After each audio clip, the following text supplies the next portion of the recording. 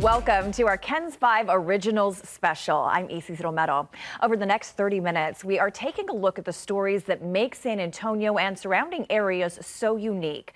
From hidden treasures on the south side to teens being lured into a life of crime with often deadly consequences. But first, exclusive video of a dramatic chase for an escaped prisoner. That prisoner eluded authorities for weeks, killing 5 people along the way.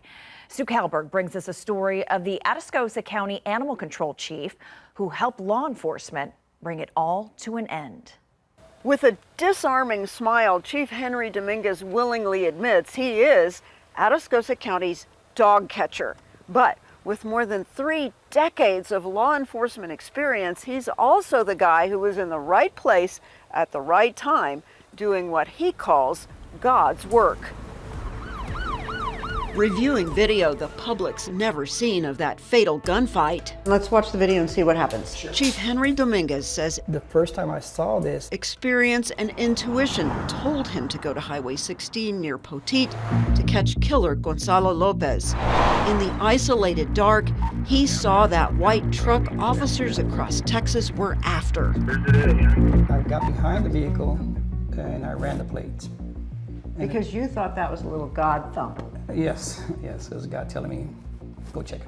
Henry's running that vehicle, that's the vehicle. Lopez had been on the run for 22 days after escaping from a Texas prison transport bus. They say his crime spree continued as he killed 5 people. A grandpa and grandkids in Centerville, Texas, stole their guns, stole their truck, and then headed for the border. He is armed with an AR-15 and a pistol and a whole bunch of ammo. If someone's willing to kill a child, they're willing to kill anybody. And so I knew at that point that we had to stop this guy. Do not attempt to stop this till plenty of backup is there. Calmly and quietly in an unmarked vehicle, Dominguez fell in behind the truck. He's not driving fast. As officers from all over came to the area in a team effort to stop the killing spree. I knew my job was to watch him, to keep him within eyesight, to give his location, direction of travel, and speed.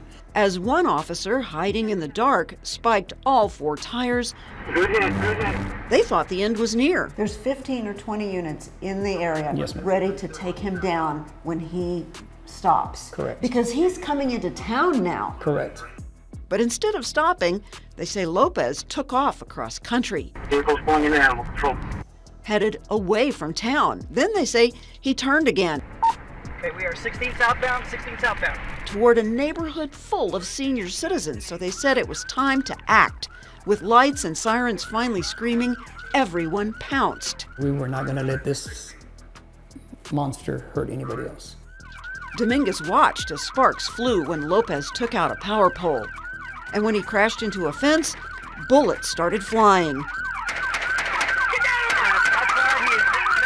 Dominguez says a house a few feet away took some bullets, but everything and everyone else escaped unscathed. Where no officers got hurt, civilians got hurt, and at the end, a bad guy went to hell and we got to go home. The next day, in the daylight, Dominguez says he found a bullet hole in his windshield about a foot away from where his head had been. It was a very close call. Now, afterwards, all of these law enforcement officers got some days off, they got some appreciation gifts, and you know what they did next? They all went right back to work. Dominguez says helping people is his way of honoring his faith in God.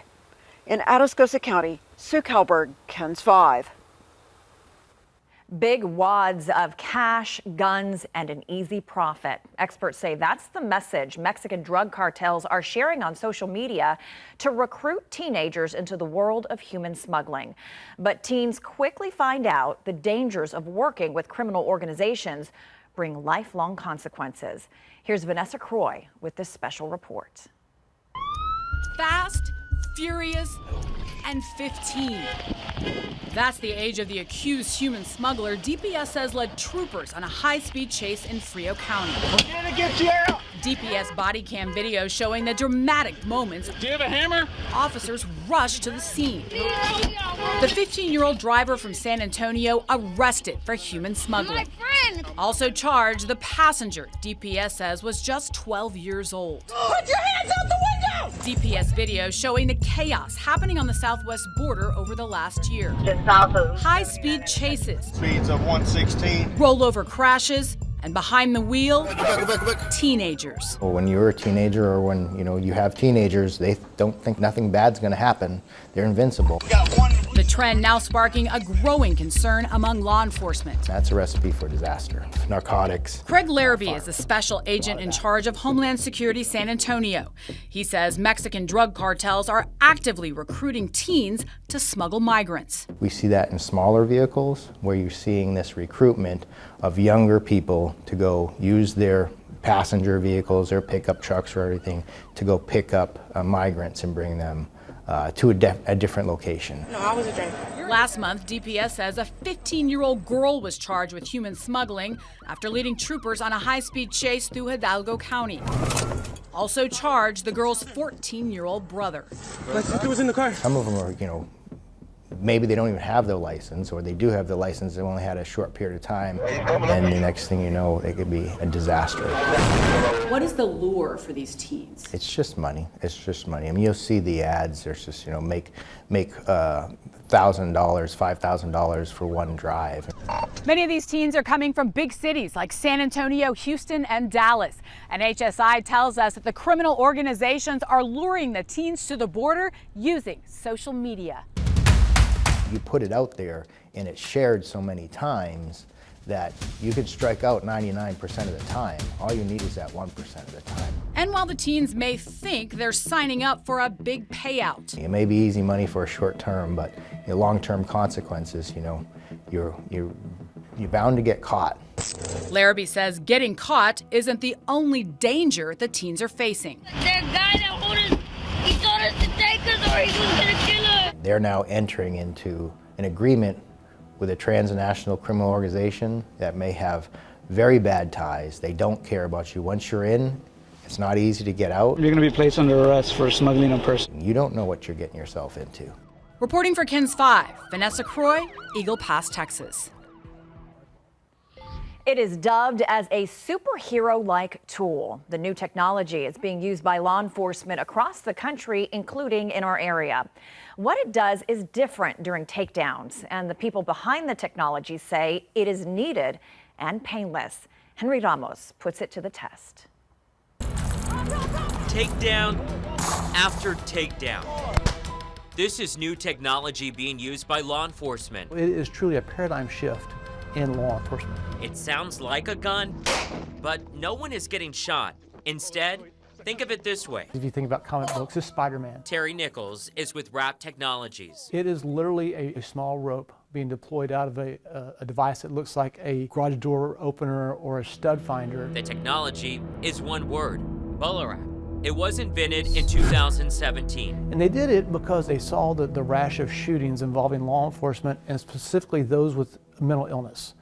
And they said there's got to be a better way, a more humane way of treating people that are ill. Nichols has more than 30 years of law enforcement experience. You look at an officer's duty belt or their vest today, and it hasn't changed in 30 years. He was an officer and also used to be the Seguin police chief. This is the first real change you've seen in law enforcement since the invention of the taser. Here's what the BolaWrap looks like up close. It is the size of a phone. Nichols says 1,100 agencies across the U.S. and 63 countries are currently using it.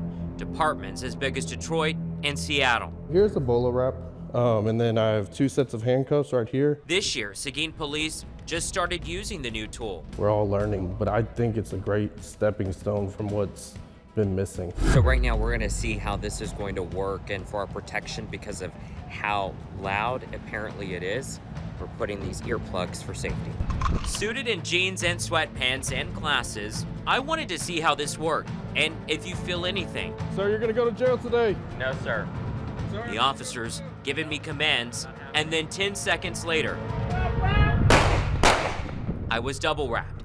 Here it is in slow motion. The rope spinning at me, wrapping twice around my legs. And To be honest, I didn't feel a thing. You can see the rope is tied with the silver hooks that are sharp. Given how loud the sound is, you aren't sure where to look. Nichols says the rope comes out from 10 to 25 feet. The target areas are around the legs or the forearms. Their eyes will immediately look down to see what just hit me. Okay, and that gives those officers that opportunity to close the distance very quickly and grab them while they're distracted by the noise. KENS 5 obtaining this body camera video from Seguin police. They say a man had a warrant and officers chased him here. Officers say he was about to run again until this.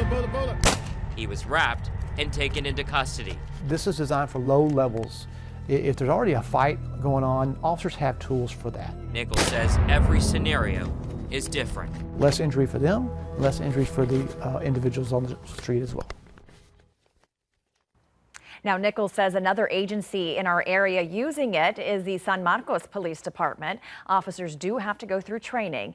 In terms of cost, Nichols says to completely outfit an officer, it could be up to $1,600. Well, these days, artificial intelligence is used for just about everything, from self-driving cars to writing essays to creating realistic images that fool the eye.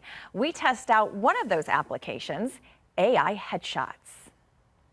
Say cheese! If you've ever had a professional picture taken, you might agree. The process can be painstaking and pricey. So enter a seemingly simple solution, AI headshots. All eyes are on generative AI right now. And I think that is going to be a hot topic for the next 10 years at least. Experts say AI headshots are having their moment, and it's hard to deny their popularity. With so many options, we tried 3 services for ourselves: Headshot Pro, Try It On AI, and Dreamwave AI. For our test, we relied on a willing newsroom volunteer, KENS 5 digital producer Darcy Ramirez. Each platform works about the same.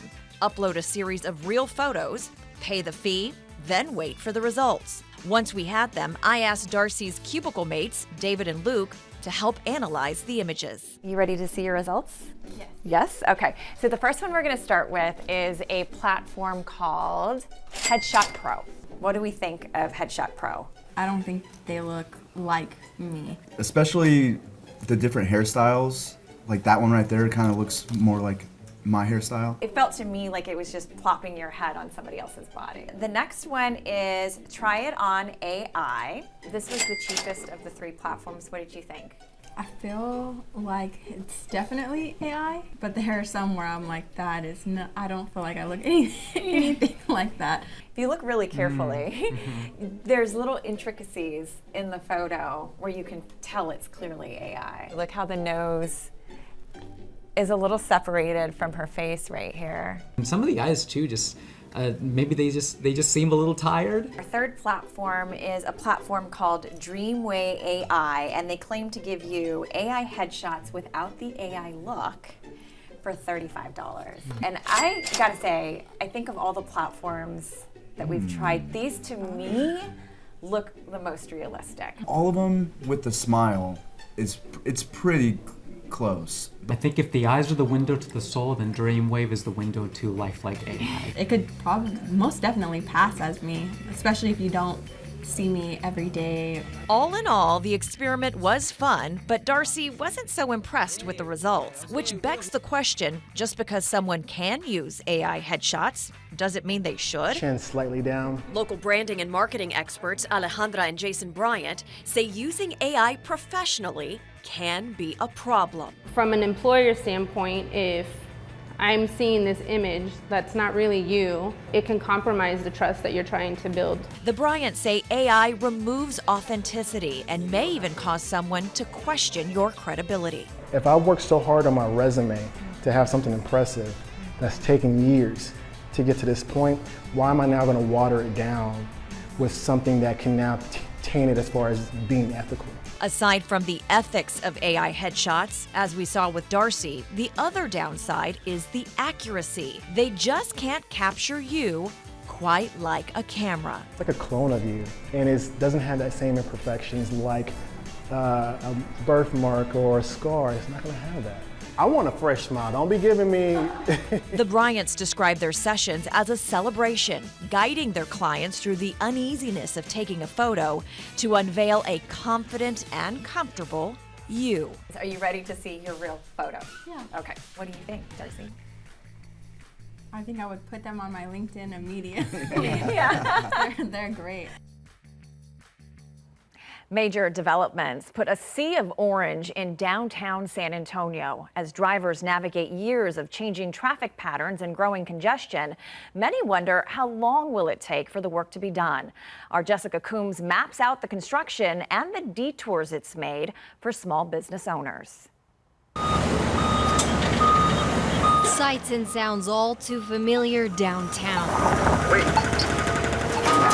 It's a pain in the butt. It makes navigating a challenge. Detours. A lot of zigzagging. Congestion. People are hitting because they don't know which way to go. It's horrible. It's terrifying. And irritation as the city struggles to keep up with growth and aging infrastructure. We built this kitchen. Augustine Cortez is one of several business owners who says the city put a roadblock to business. More people are going to lose their jobs. More people are going to lose their dreams, their livelihood. 17 downtown projects are in the city's 5-year program. When you come to work overnight, there's an 8-foot fence in front of your front door. Augie made it through the pandemic, but he says construction forced him to permanently close his Broadway barbecue joint. There was nowhere to get here. 4 years later, the work wraps up this summer. New streets, sidewalks, and bike lanes will bring customers. But Augie says there was no warning. I've got open statements from local city officials that told me we messed up. We should have warned and reminded and talked to you about what was going to happen. That was a really key piece of feedback that we got was we're not finding out about these projects until there's construction equipment on our street. Downtown Southside is a changing maze of cones for the South Alamo Bond Project. What's the best intersection has become the worst intersection to be at. Opening a pizzeria at Hemisphere was a dream for Lori Horn and her husband. But they weren't expecting this. He called me and he said, "Hey Lori, did you know there's a huge hole in front of your restaurant?" Their plan hit a detour. People just don't want to deal with the hassle of trying to get here and get home. It's forced us to close our business 2 days a week. Complications have now pushed the project's deadline to 2025. I'm afraid that in 2025, are we going to hear, it's going to go now into 2026. The city says most work takes 1 to 2 years. But what they dig up and the weather can change those timeframes. If the project is late because of unknown condition, we didn't know what's there, contractor didn't know, then we work with contractor and we provide them additional days. Online tools point businesses towards resources and updated timelines. We also have available a signage program for our small businesses. Lori says signs are a good start, but the city needs to do more to reroute customers. We need help not only with signage, with social media, with campaigns, advertising campaigns. New QR codes pull up paths around construction, but is it too much of a hassle? The convention attendees, the exhibitors, the visitors, they see a sign that says road closed. Why would they walk down that street? The city is trying to help. Businesses located within 500 feet of these long-term city-initiated projects lasting at least 12 months, based on their losses, would be able to qualify for up to $35,000 in funds. But those extra funds came too late for some. I feel for the people who have closed. I mean, we got very, very close ourselves. How long will customers wait? I mean, I'm sure it's going to be real pretty once it's done. Kind of annoying right now. And how long can business owners? It's not just the business that's hurting. What about their personal home? What about their employees? When will it end? The answer depends on who you ask. Jessica Coombs, KENS 5. People are flocking to San Antonio from other cities, states, and even countries. Jeremy Baker met with long-term developers. They say there is a small chance San Antonio and Austin will grow into a major metropolitan area. Dallas has a population of about 1.3 million people. 32 miles to the west, Fort Worth has 950,000. That entire Dallas-Fort Worth metroplex boasts over 7.5 million residents altogether. They had a long established track history of working together, but they're also 16 counties large in their transportation planning area. And so they've had decades of experience working with each other. Head south on I-35 and you'll find Austin with a population of close to 1 million, and 73 miles away sits San Antonio with about 1.5 million. That emerging San Antonio-Austin metro area as a whole totals about 5 million people. But with both cities exploding in numbers, could we see Austin and San Antonio grow together just like Dallas and Fort Worth? Let's find out. You would have to see equal commuting between Austin and San Antonio, or New Braunfels and San Marcos, in order for them to be considered the same metropolitan area. So far, that hasn't happened, but it hasn't stopped planning in San Antonio when it comes to new developments, roads, water, and electricity. Areas where there are currently jobs or there are projected to be future jobs, in those areas, they're considered employment centers or growth centers. And we would like to see more residential growth in those areas and hopefully reduce the pressure that could be experienced in some of our existing neighborhoods. Part of our planning process is that we have diversified our water supply. So we used to be only on Edwards Aquifer water. Now we have water from 7 different sources, 13 different water projects. But SAWS is not just diversifying for the future, but also stressing conservation. And conservation also gets us to lower demand for the future. And so that helps balance out the need for new supplies, while at the same time the need for new infrastructure. But what about the roads? The Alamo Area Metropolitan Planning Organization is already planning on double-decker highways on the north side of San Antonio to keep traffic moving as the city grows. But usage of highways will ultimately determine if Austin and San Antonio grow together. But because the two cities are more than 70 miles apart, Hall says the chance of them growing as one is rather low. Right now, for Austin and San Antonio being over an hour apart on a good day, it's going to be really difficult for those regular commuting patterns to develop. For more info on long-term growth plans from these city entities to handle the extreme growth, we have plenty of links with this story on KENS5.com. Jeremy Baker, KENS 5. Have you ever wondered what could be buried underneath your home? People are finding treasures from the turn of the century underground. As our Alicia Nieves learned, while these discoveries may not be worth millions, it's the stories they tell that are priceless. In one of the oldest neighborhoods in San Antonio. We are in La Vaca neighborhood. Adam Alvarado was doing some gardening when he found something unusual. It's probably the very early 1900s. A coin with an inscription he didn't recognize. It just says, John Brady's Parlor Bar, I owe you one drink. The John Brady Saloon was located in the Solomon Deutsch building in Main Plaza, sitting face to face with San Fernando Cathedral. It was a bustling business that shut down during Prohibition. No more than 1,000 were probably made, from what I'm told. So it definitely sparked my curiosity to what else could be lying underneath our yard here. That same interest fueled Sean Ward's favorite pastime. I'm what I call an expert hobbyist. My grandfather was a coin collector, and he got me interested in that hobby. Using a wireless metal detector, headphones, and a pinpointer, he explores historic neighborhoods across town, chasing the sound of his next discovery.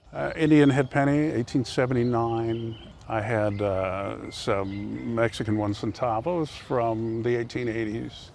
I found a Civil War musket ball, Civil War mini ball. We had to tag along as he searched 2 properties in the Monticello Park Historic District. Home to many prominent families back in the 20s, 30s, 40s. Jason Vasquez, vice president of the Jefferson Neighborhood Association, says the movers and shakers of San Antonio ruled this neighborhood. The house next door was the home of the Lucchese family of the Lucchese Boot Company. This home here was the home of the Orsinger family, which had some of the first auto dealerships for San Antonio back in the 20s, 30s. With a crowd like that, surely we'd find something. That's called a coin spill. We did. several coins. The oldest, a 1941 wheat cent. Anything of value I'd like to know about, yes, or anything of interest I'd like to know about. Our second property in Monticello Park belongs to David McElmore. I lived in this home for 27 years. He says it's the former bishop's home of the Southwestern Conference of the Methodist Church, built in 1935. Floyd Curl was very active in creation of the South Texas Medical Center, hence the name of the street that goes into the medical center. They lived here for quite a while. A quick scan through the front and backyard, over a spot where a swimming pool used to be. A few more coins signaled us underground. How much are they worth? I found an old seated Liberty dime recently, 1890. How much that one was worth, maybe in the $30 or $40 range.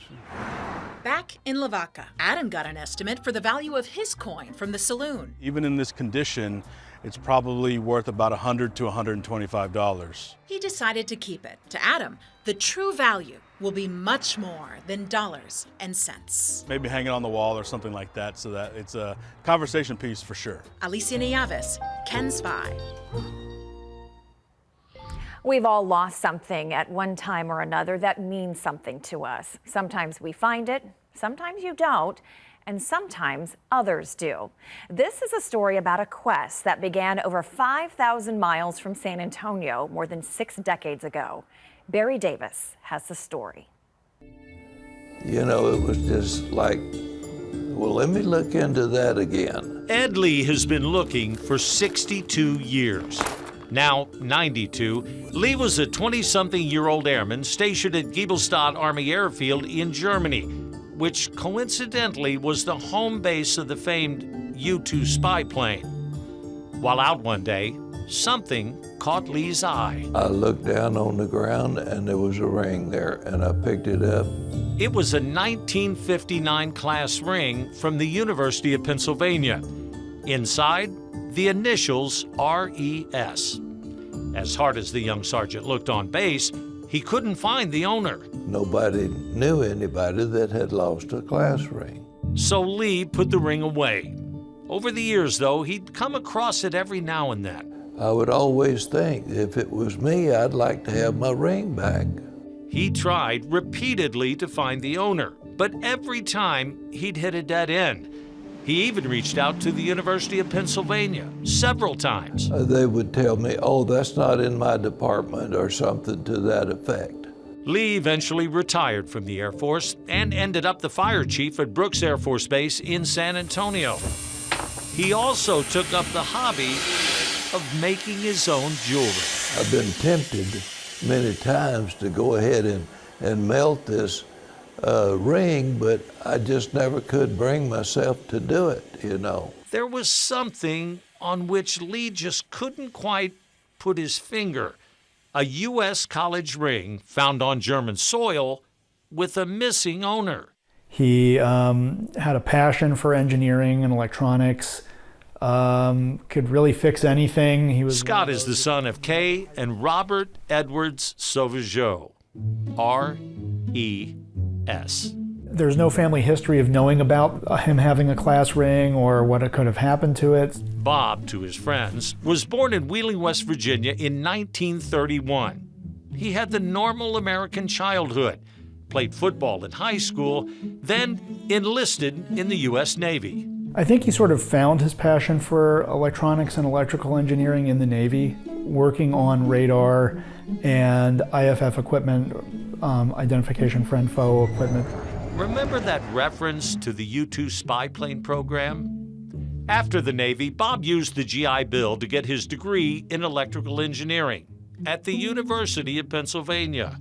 He did work exclusively for defense contractors, so that would have been from 1960 after graduating all the way through the end of his career in the 90s. Bob and Ed were on the same base at the same time, but never met. This ring belongs to an individual that worked hard to get it, and that I would love to be the one to get it back to that individual. They'll never meet, not in this world. Bob passed away in 2019. I knew that there was a possibility that the individual would not be with us any longer. Well, then it would go to his family. Elise Betts, the executive director of UPenn's Alumni Association, helped make that happen. After confirming they were 99% sure that ring belonged to Bob. Ed gave it to me, and we flew to Laurel, Maryland to take it home. Oh my goodness. Oh, wow. That's amazing. I'm really in awe. This is just incredible. Scott says his father never spoke about being in Germany, but then he never really talked much about his work. A lot of his work was in guidance systems and radar development. So it's very possible that he was doing classified work for the DoD. We may never know for sure how it got there, and in the end, it doesn't really matter. Does it fit? Oh, I'm sure it won't fit my fingers. Actually, yeah, it does. Wow, it does. That's interesting. This is truly amazing. What does matter is the ring's journey is over. I just hope that the son of the individual will take it and cherish it and for Ed Lee, just love it. Mission accomplished. Barry Davis, KENS 5.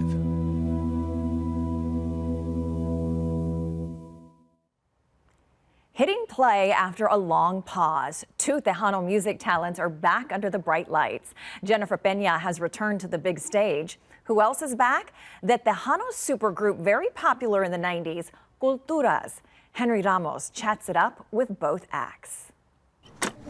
Taking it back in time, the early 90s, the peak for Tejano music. The beats, the catchy tunes. The crowded concerts, the energy was electric, like the performances on stage. But in order to go back in time, we had to roll out and dust off the KENS 5 archives. Productions presents Jennifer Peña y Los Jets. 12-year-old Jennifer Peña, the then young star known as the Tejano Princess, commanded the stage with her talent. In the early 90s, Peña was said to be the next Selena. At the time, KENS 5 spoke to her on different occasions. She made one thing clear. I'm not the next Selena. I want to be known as Jennifer Peña. Peña went on to have a stellar career with hit after hit, becoming an international star, until she went on a very long pause. What has Jennifer Peña been up to? In those 13 years, I was a stay-at-home mom, expanding my family. For more than a decade, she focused on being mom. She's now a mother of 5. Was there always that itch to come back? I was content at home with my family. I was fulfilled in a lot of ways. Yeah, obviously was something missing, right? Because the first opportunity I got, I'm like, hey, I'm back, I won't come back. Let me in. No, I'm just kidding. Peña is back. She doesn't call it a comeback, but more of a return. I was born to be a mother, but being on stage is part of what I was born to do. It's part of my destiny. Another throwback that is back on play, the Tejano show-stopping group Culturas, the high-energy band's frontrunners, Delia Gonzalez and Dee Burleson. Through the years, they've always been after us. Come back, at least do one more. When are you going to get together? And we finally said, you know what? We've still got one more in us. Why not? Let's do it. Let's do it. Let's do it. We chatted with the group in the same studio where they made their first album in 1992, and now in 2024. Their latest album's fitting title, 9224. It's not like a comeback. We're not trying to do a comeback. It's just a project. Let's rewind back to the 90s. The band was big. They were recognized as Show Band of the Year. Delia and Dee had a chemistry on stage that was untouched. There are people right around Henry's age, they were in diapers when their abuelas were dancing to Culturas. And so now you wonder, they've been told this legend about, this legendary band. and we were just a band having fun. The two were quick to say they are not going on tour, but will do upcoming shows. We're just happy that we are able to just do it one more time. Even though time has passed, for these two acts, the love remains for the music and the love for their fans. Our fans tell us that we're great. It's just, to us, it's just, this is what we do. Only God knows what my future holds, but I'm going full force with everything and enjoying everything He has in store for me. Tens of millions of scratch-off tickets are bought in Texas every year. As we've seen recently in our area, some strike it rich, while most losing tickets often go into the trash. But as Jeremy Baker reports, some of those tickets have an extra chance to win. And the lottery says many don't know about it. It's called the Second Chance Lotto, or the Luck Zone. If you don't win a prize on the front of the ticket, don't toss it out. On the back is another chance for you to hit it big. It just takes a little more work. If a player plays one of those tickets and they have a non-winning ticket, so they don't win a cash prize on the scratch ticket, then they can go again to the website or to the mobile app, enter a certain code from that ticket onto the site. And within a few weeks, that player could be notified that they are a huge second chance winner. There's no reason not to. If you already bought your ticket and you didn't win that primary prize, then definitely enter it. Meet Jeff and his good friend Michelle and Rick and his niece Mandy. Both pairs love scratch-off lottery tickets, and unlike many of us, after scratching away the entire card, came up with nothing. But unlike many lottery players, they didn't just stop there and throw away the card. They flipped those cards and entered the Luck Zone, a second chance lotto, and came away big-time winners. I buy them because they're second chances, and there's only a handful, not all of them are second chance. There was other prizes and things, and just happened to win the top prize. That top prize, a trip to see Luke Combs, thanks to the Living Lucky with Luke Combs' $10 scratcher. Rick Leal got to go too. It was great. They were very good hosts. The accommodations were fine other than the work that was being done on the hotel, but they treated us like royalty. It was really a lot of fun. A $13,000 all expenses paid trip. Not a bad haul for spending $10.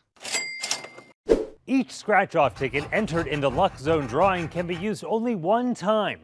Once you fill out the back and send it in, you don't have to keep the rest of the ticket. You can throw it away, so you don't have to keep track of it, and you can enter any Luck Zone drawing as many times as you wish, but you have to buy a new scratcher every time. Our winner's advice about playing the second chance games: It's a free chance to win something else. A lot of people just discard those tickets. I don't want them to do it. Less people enter, it's more chance for me. More chances for us to win. To find out more about the Luck Zone and your second chance at winning, we have a link to the Texas Lottery website with this story on KENS5.com. Jeremy Baker, KENS 5.